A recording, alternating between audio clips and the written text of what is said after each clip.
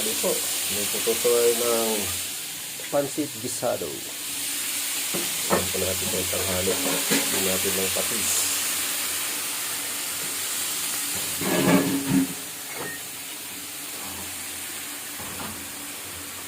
Isa lang muna natin yung karne. At pinagisa natin yung karne. Handa na natin yung mga gulay. Ano po? May oyster sauce saka Knorr cubes. Pananghalian natin ngayon. Okay, pwede na po yung kwan natin. Lagyan na natin yung gulay. Yung mga gulay natin. Ilagay na natin.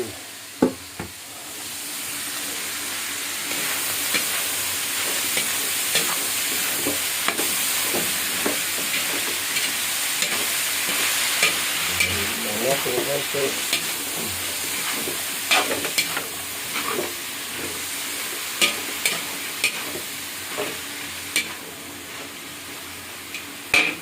Lagyan natin yung oyster sauce.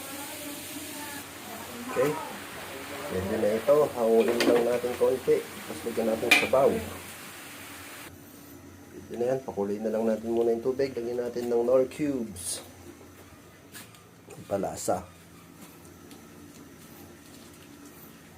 Cubes. Saka paminta.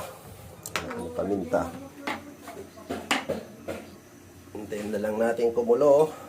Tapos yung itlog pugo natin, pwede na to. Pwede nang balatan.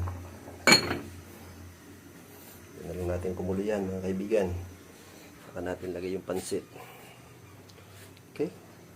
Hanggang magluto.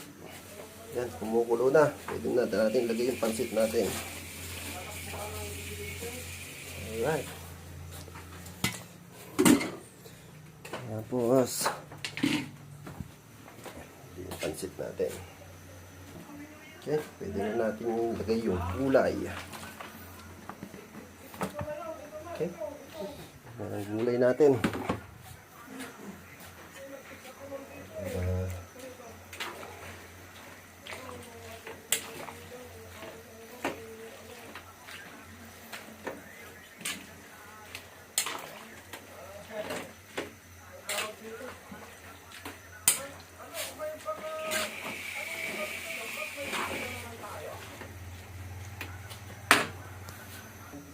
Okay. Pwede na to. Tikman na natin. Okay. Labis na itong pananghalian. Manganta yun.